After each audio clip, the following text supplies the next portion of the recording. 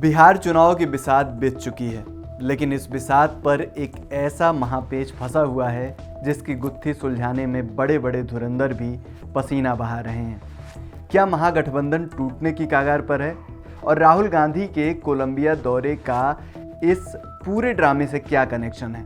आज हम बिहार के सियासी गलियारों से निकली हर छोटी बड़ी बात पर आपको आसान भाषा में समझाएंगे। नमस्कार, मेरा नाम है निशांत मिश्रा और आप देख रहे हैं एनडीटीवी इंडिया।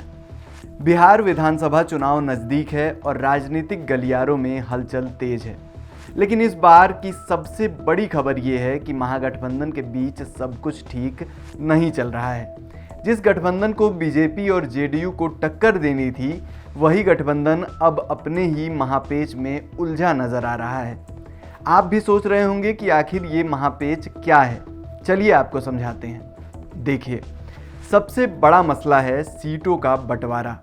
महागठबंधन के घटक दल आरजेडी, कांग्रेस और लेफ्ट पार्टियां अभी भी कम से कम 11 ऐसी सीटों पर एक दूसरे के खिलाफ ताल ठोक रही हैं, जहां उन्हें मिलकर लड़ना चाहिए था।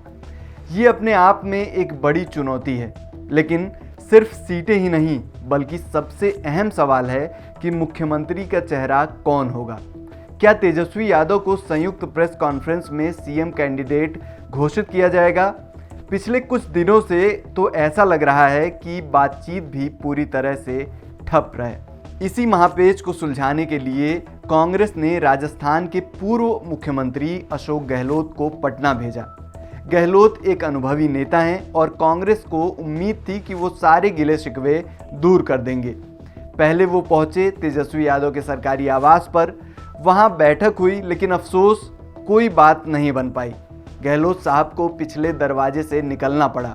ये दर्शाता है कि मामला कितना गंभीर था। तेजस्वी के यहाँ सीधे गहलोत पहुंचे लालू दरबार। यहाँ भी मुलाकात सिर्फ 15 मिनट की रही और इस बार कोई बैकडोर नहीं था। गहलोत मीडिया के कैमरों से घिर गए, लेकिन मीडिया से बातचीत में गहलोत ने जो कहा उसने थोड़ी उम्मीद ज़रूर जगाई। उन्होंने कहा कि कल प्रेस कॉन्फ्रेंस है, सारा भ्रम दूर हो जाएगा। महागठबंधन एकजुट होकर मैदान में उतर रहा है। 4-5 सीटों पर कुछ मामला है, कल तक सब कुछ साफ हो जाएगा। 243 सीटों में से 5-10 सीटों पर लोकल मुद्दे भी होते हैं, वहां फ्रेंडली फाइट हो सकती है, कोई दिक्कत नहीं है। गहलोत साहब ने थोड़ी सांत्वना जरूर दी, लेकिन क्या सच में सब कुछ ठीक है? अब आते हैं इस महापेच की जड़ पर, यानी राहुल गांधी और तेजस्वी यादव के संबंधों में आई खटास पर। कहा जा रहा है कि दोनों नेताओं के बीच दूरियां देखी जा रही हैं और वे एक दूसरे से बात भी नहीं करना चाह रहे हैं। ये कहानी शुरू हुई थी तेजस्वी यादव के दिल्ली दौरे से। तेजस्वी राहुल गांधी से मिलने दिल्ली आए थे, लेकिन कांग्रेस आलाकमान ने उन्हें केसी वेणुगोपाल से मिलने को कहा। यहीं से बात बिगड़नी शुरू हुई।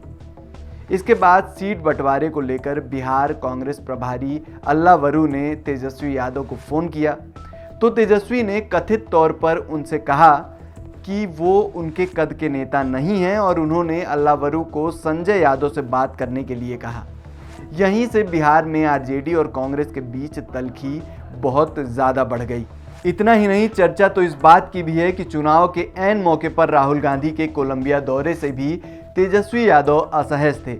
ऐसे माहौल में जब गठबंधन को एकजुटता दिखानी थी, तब पार्टी के बड़े नेता का विदेश दौरा शायद तेजस्वी यादव को रास नहीं आया। ये छोटी छोटी बातें ही दूरियां पैदा करती हैं। भले ही पहले एसआईआर पर राहुल की वोट अधिकार यात्रा में मतभेद होने के बाद भी तेजस्वी उसमें शामिल हुए थे, लेकिन सीट बंटवारे में राहुल गांधी ने अल्लावरू को आगे करके तेजस्वी यादव को नाराज जरूर किया है। अब देखना ये होगा कि अशोक गहलोत के इस दौरे से कितना डैमेज कंट्रोल हो पाया है। क्या गहलोत साहब सच में सब सुलझा पाए हैं या ये सिर्फ ऊपर ऊपर का मरहम है? बिहार चुनाव का ये महापेच अभी पूरी तरह से सुलझा नहीं है। कल की प्रेस कॉन्फ्रेंस क्या गुल खिलाएगी, ये देखना दिलचस्प होगा। क्या तेजस्वी सीएम चेहरा घोषित होंगे?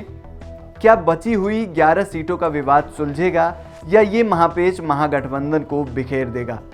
आपकी इस मामले पर क्या राय है, हमें कमेंट बॉक्स में ज़रूर बताइए।